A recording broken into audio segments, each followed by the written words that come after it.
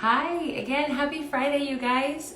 This is another Friday edition of You Need to Hear This, and I'm so grateful to be here because we have two more episodes this week and then next week, which will be me sharing my story. But today we have someone really special who will be joining us. Yay!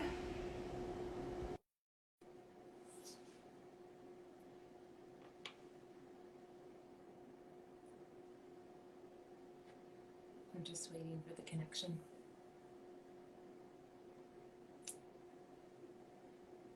Hello. Hello, I think we did it. I think we did it. I think we're almost there. How I- are you? I'm great. I can't actually see myself here yet, but Yeah, I can't see you yet, but we're we're excited for the moment that happens. We're having all sorts of like this is such a Friday. I swear. We're just hanging by a thread today. Do you see yourself yet?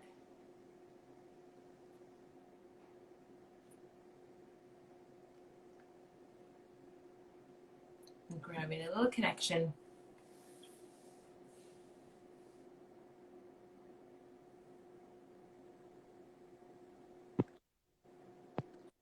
Are you there?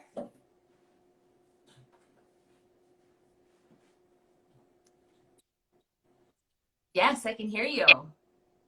I can I hear you can't now. I see. just can't see myself.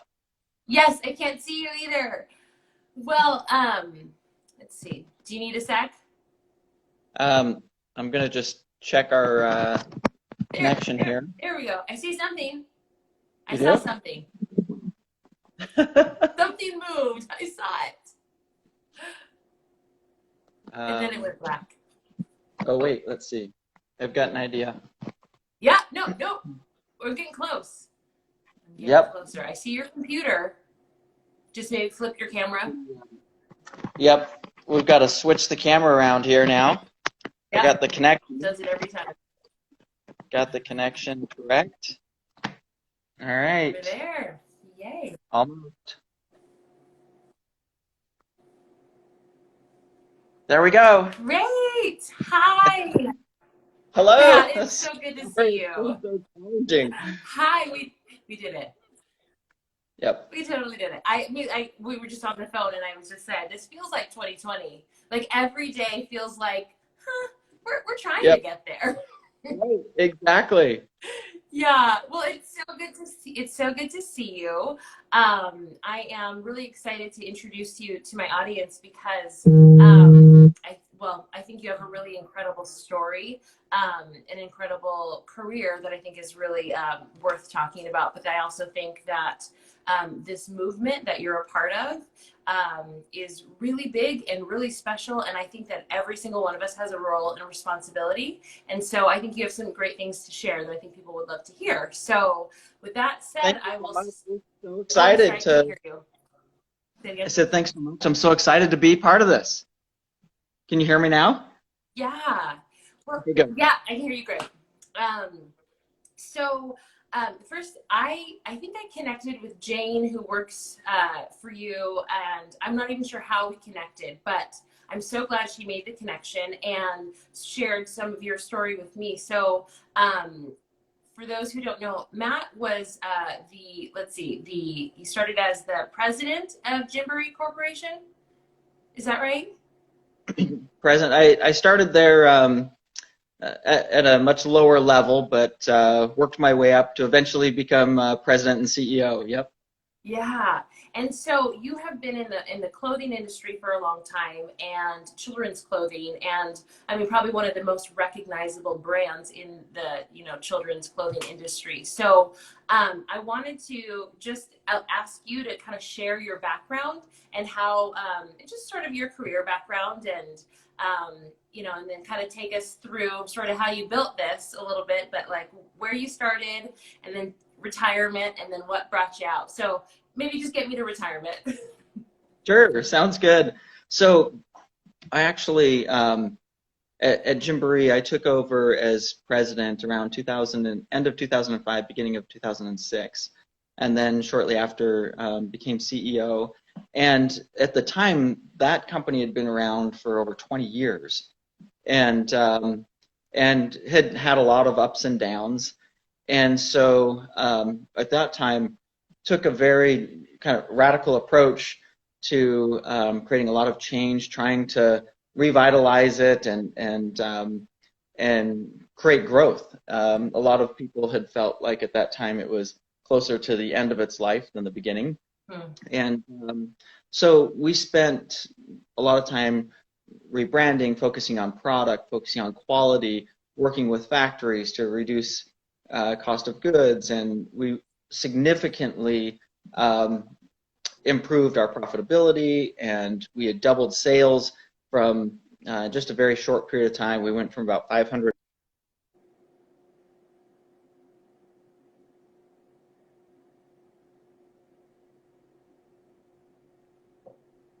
We're having a connection issue. Just give it 1 sec.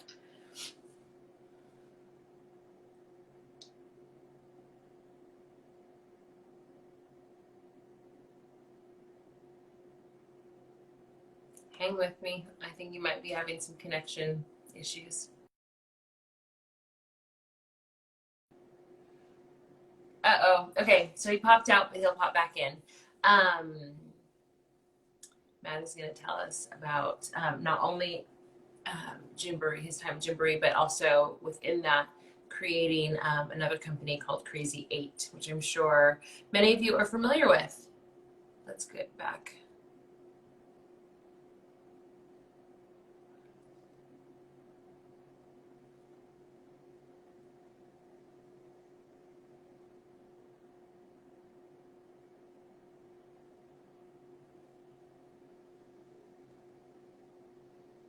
Thanks for waiting with me, guys. Technology is the best and the worst.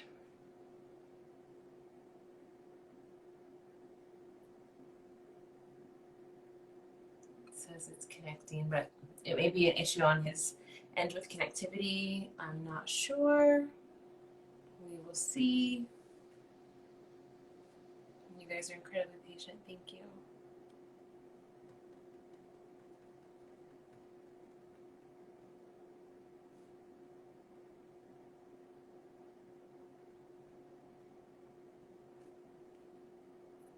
I'm not sure. Let's see. What is happening? You guys, thank you for the hearts.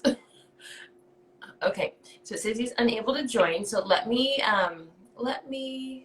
give me 1 second to see if there's anything else I can do. Go live with Hope and Henry. Let's see. We'll give it one last try. Let's see if the internet gods will. Yay! Here we are. You guys, I'm so sorry. I better talk a whole lot faster. Oh, you're fine. You're fine. I better get the important stuff in here. So anyway, business was great. We grew the company, and I retired, and we sold the company to a private equity firm in 2010 and retired in 2012. Okay. And so after a few years of retirement and thoroughly enjoying retirement, my wife and I saw a documentary called The True Cost, which is about the fashion industry. And we didn't really know what it was about or what the message was. We just put it on one night. And to summarize quickly what that documentary is about, it's about fast fashion and poor treatment of factory workers, negative impacts of chemicals and pesticides on growing cotton for our clothes, and about pollution. That the fashion industry is one of the leaders in pollution. Right. A lot of it coming from cheap disposable clothes filling up landfills. And so after seeing that documentary, I couldn't sleep for a few days. I was just really moved by the impact that fast fashion was having on the environment and people, and just felt horrible about how I had spent my career and how I'd made my money, and felt like I really needed to go back and leave the industry a better place and do something to create some change. And so after not being able to sleep for a while, came up with the idea of creating a new company with a different business model, and thought, gosh, what if we could create a company that shares profits with factory workers so that they participated in the success of a company? And what if we maximize the use of organic cotton and recycled fibers so we could be good to the environment? And what if we could do high quality product that could be passed down instead of just thrown away? Yeah. And what if we could make all of that high quality organic clothing affordable to more people? And that was really kind of the mission behind it, thinking if we could accomplish those things, that would be really, really incredible. And Absolutely. really show that there's a way, like it's possible to have a business model where you're profitable and generous and good to the environment. There's enough to go around. And if we could kind of prove out this business model, then, you know, there might be others that could take pieces of it and follow the example, and that at some point we could have a major impact on the environment and the people. So that's really where Hope and Henry was born. That's where it came from. Well, so when you decided to jump back in the game, what was the response of the people, you know, in the industry, people that you worked with? Were they like, you're crazy, or was there a good response to it? I think most people thought I was crazy to come out of retirement, especially my wife. She also spent her career in this industry, and, you know, I think both of us, when we retired, felt like we'd never go back, wouldn't want to go back to this industry for sure, but retirement was really good. And I think there were people that I had worked with for a number of years that I reached out to and invited them to be a part of this. And I have to tell you a little bit about this team because it's remarkable. I reached out to them and said, look, we're going to build this totally different business model. I will be able to fund the inventory and the operations, but, you know, if you want to help us build this, you've got to work for equity. And when the company starts making money, then you can start getting paid. And so this team came together, a group of people that I've worked with for a number of years and helped launch other brands, agreed to work just for equity for a year to 2 years. And they were, you know, basically moonlighting to help us get this off the ground. And what's fascinating is after the first year, just last year, we were just starting to get to the point where we're break even. So we haven't really had profits to share in a meaningful way, but we felt like it was important to go through the entire process and use some of our initial investment capital to give back to factory workers. Yep. And so the first year, I kind of went to them and said, look, we've got this small pool of money that we can kind of divvy up with the team, or we can give it back to the factory workers. And they all said, no, absolutely, let's give it to the factory workers. So it's a very small amount. Like, I don't want to make it sound like we've done this amazing thing. It's like the equivalent of taking them out to lunch or out to dinner. But we had a small cash bonus that we were able to share with all of the factory workers that were in that factory. And, you know, I just have to share this one part of the story. We had one of these women was so grateful that she ran back during her lunch hour and made this special treat for us, so that as we were leaving the factory, she chased after the car and wanted to give this to us to say thank you. And, you know, it was just such a kind of inspiring thing that, wow, if we do this right and we're successful enough, we could truly have an impact on women's lives who spend their whole life sitting at a sewing machine. Yeah. And so anyway, that's so powerful. I love that story so much because I think it does a couple of things. It shows, one, the heart of the people who are. It's not just a company. Hope and Henry is not just a company, but it's people who really, really care about what they're doing, and then they care about other people. So it really speaks to the mission of what you guys are doing, but also that people just want to be valued for their work. You know, like, it really means something. And I know we talked about this before, but it doesn't matter what you do and how big the bonus is, like being seen for your work, I think that means everything to all of us. So I think that's a very powerful, powerful story. And So our hope is that we can be successful enough that we can go to every factory that we work with. We've been able to go to two a couple years in a row, and we want to be able to go to every factory and make it sizable enough, big enough that it can actually be impactful in their yeah, lives and not just a absolutely. gesture. So, Absolutely. Well, can you give me a quick, definition, for people who are like, what is fast fashion? What does that mean? What can you describe that? And then I want to sort of get into, all that you taught me about, Hope and Henry's product, being mostly organic cotton, and then understanding the difference between GOTS and all that good stuff. sure. I mean, fast fashion is essentially doing very quick turnaround product, not focusing on quality, but focusing on kind of trend, what's trending right now.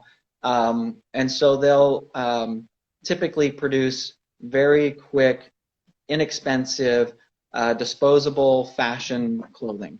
And so our view is, we want to design things that are more classic style that can last, can be handed down, don't go in and out of fashion, and therefore, need to be discarded. Mm-hmm. We want to create things that can be handed down and reduce landfill. So when we started this, I wasn't an expert in organic or sustainability. I just knew that we wanted to create change and we wanted to do things better. Yeah. And so we quickly learned through trial and error and mistakes. But I'm going to give a very high level, simple explanation of organic and the different certifications, what they mean, and then people can kind of use that information to make decisions on where they are in the spectrum. And so the simplest way to think about this is at the very basic standard of organic would be using organic cotton in the construction of a garment. And that's really important to us, mostly because the impact of chemicals and pesticides are greatest felt by the farmers and the communities who are growing the cotton, right? So if you think about the farmer out there spraying chemicals and pesticides, it has an impact on the actual farmer who's applying it. All of the surrounding communities can get into drinking water through runoff. And there's definitely an increase. We're seeing, studies are showing there's an increase of birth defects and cancer in those communities. And so to us, the most important thing is using organic cotton in the construction of our products. Anywhere we can, we use it. Now, there's a whole other level of organic and certification. And the gold standard is considered GOTS certified. And GOTS certified means that there's a third party certifying the entire supply chain. So that means that, number one, the farmer, there's a third party certifying that the farmer is actually growing cotton without the use of chemicals and pesticides. Then there's the mill, whoever is taking that cotton and creating fabric, they need to be certified. And then the factory, when they're actually producing a garment, they need to be certified, and they also need to make sure that the garment is dyed or the fabric is dyed in separate containers, so it's not being mixed with anything that's not considered organic or meets the organic standard. And in the production, that it's not coming in contact with any other garments that are being sewed. It's a completely separate production line. And then the retailer or the company who's distributing or selling has to be certified, and their distribution center has to be certified. Wow. So there's a whole third-party evaluation and process, and so that's what GOTS is. And on top of that, you have to have 95% or more of the garment has to be certified organic cotton. So that's the gold standard. So Hope and Henry's company, we are certified by GOTS. And we've been working with our factories to help get all of them got certified as well. So in order for a garment to be considered or called organic, the entire garment to be called organic, it needs to be got certified through the entire supply chain and be 95% or more organic cotton. So that's if it's important to you to make sure that the entire garment is certified and organic, you got to look for the GOTS label. There's a second certification, which means organic cotton may have been used. It may be less than 95% of the garment is organic cotton, and that's called OCS certification. So it's certifying that the cotton that was used is actually certified organic cotton, but it might be a smaller percentage of the entire garment. So depending on what's important to you, if you want to make sure that the farmers and the community and the everybody surrounding the community that's growing the cotton is protected, then make sure you're looking for something that organic cotton was used in the production. If it's important to you to make sure that the entire supply chain was certified and it never came in contact with any non-organic clothing in its production, then you got to look for GOTS certified label. So hopefully that keeps it simple. That's so helpful. I think that's so helpful. Now, is it similar to the personal care industry where you can say certain things and they're not really regulated? Where, like, can you slap on, organic cotton, and is that, can anyone say that? You can't use GOTS and you can't use OCS, but could I create something and then say organic cotton? You can say it, but you have to be able to back it up. And so the best way to back it up is if the company itself is certified and if they have a certification number. So you can look up our company under GOTS, and any one of our labels where it has a GOTS label, you'll see our number. Okay. And so you're not legally supposed to be able to call something organic if you can't pull some third-party certification. That doesn't mean that a lot of people aren't doing that. Okay. And so the key is you need to make sure that the company itself is certified, because they'll never be able to get away with doing that. They will. You can trust that if they're saying organic cotton was used, that it was. And typically, they need to be able to reference the certification of the fabric as well. So they're getting very a little bit more stringent on this, so it's harder to make an organic cotton claim. You'll typically see something contains organic cotton, or organic cotton was used in the construction of this. You can't call a garment organic unless it has got certification or OCS certification. Okay. So then, so like in personal care, we call it, greenwashing, and I don't know if that's the same in clothing, but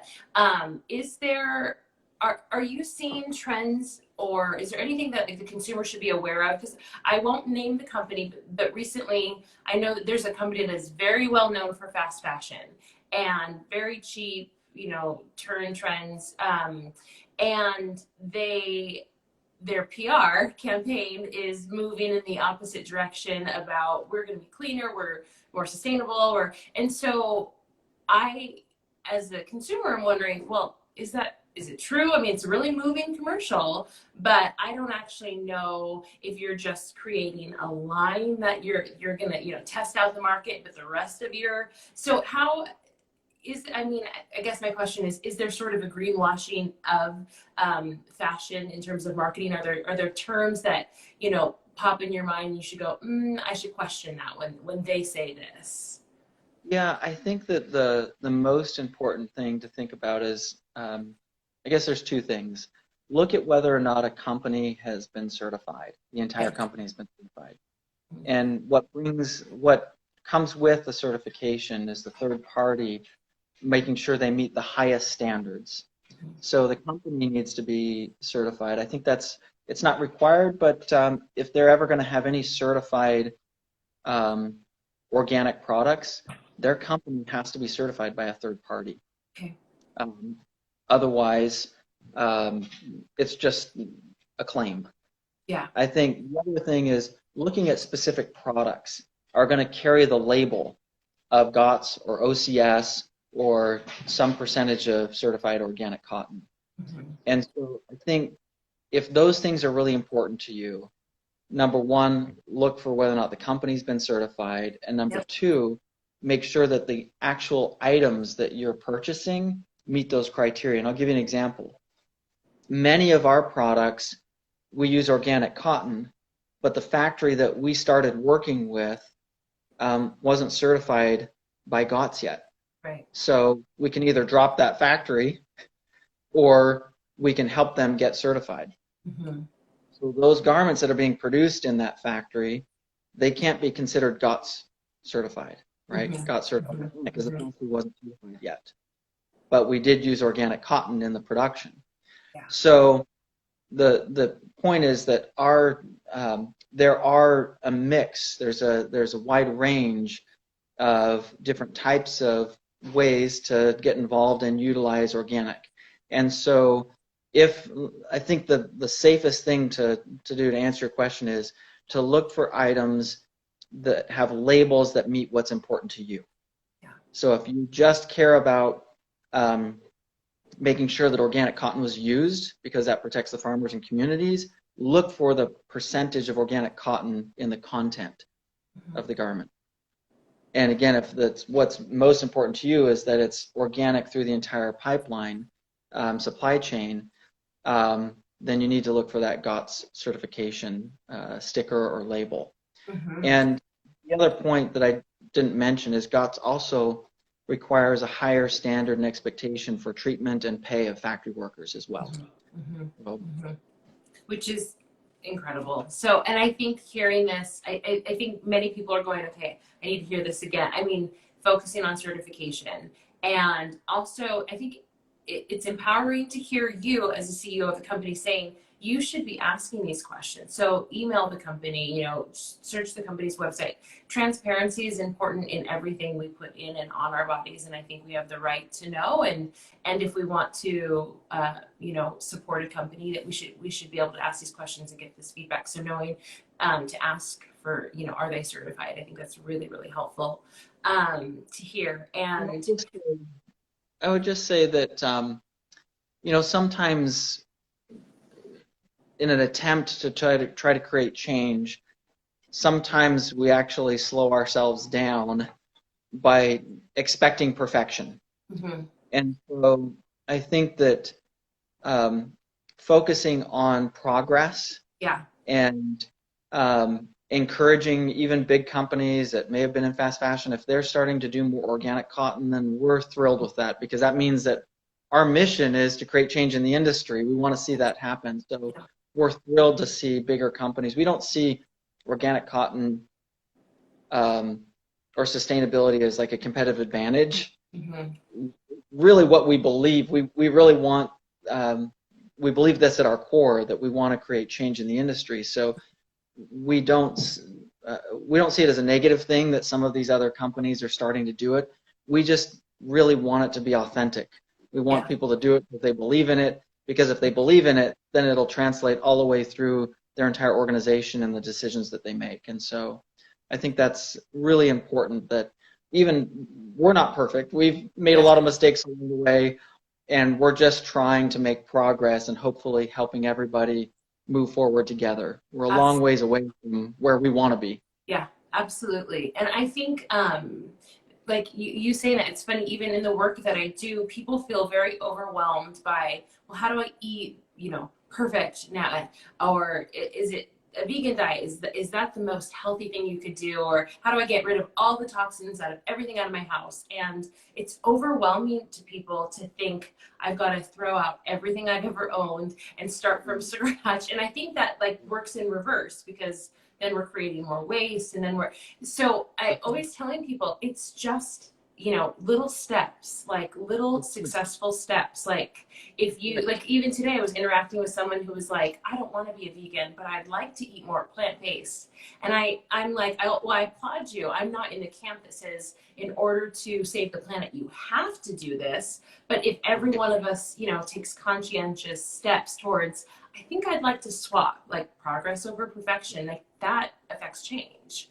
That's So right. And as Andrew Morgan, he um, he was the one who did the true cost. And in talking to him, one of the things that he said that I just loved, he says, "Look, better is better. We don't want to get hung up on perfection. We want to work towards perfection, yeah, but better is better." And I think that, taking one step to buying something that's organic cotton means that we're now buying less of the things that use chemicals and pesticides, yeah, focusing on buying quality goods instead of just cheap fast fashion yeah, reduces landfill. And so I think all of just one step at a time collectively can have a major impact on the environment and the people who are actually sewing these clothes. So much of what we have was built on the backs of others, yep, and yes, that's not okay. It's not okay. And so yeah, we have to work together to try to create change for everyone. And I think just one last thing, I think one of the mistakes that I made running a large corporate company is I thought of my responsibility as the people who are under our roof, right? I just thought that I was responsible for the people on our payroll. And mm, as long as we were taking care of them and making sure that they were getting compensated fairly, and we were focused on trying to get them bonuses, and uh, we thought that we were doing our part, that that was our job. But mm, I think after having some years to reflect and perspective, I realized that our responsibility and our stewardship is much broader than just those working under our roof. absolutely, It's the people absolutely. sitting at the sewing machines. It's the people growing the cotton. It's the everyone in the supply chain, and we need to work together and win together.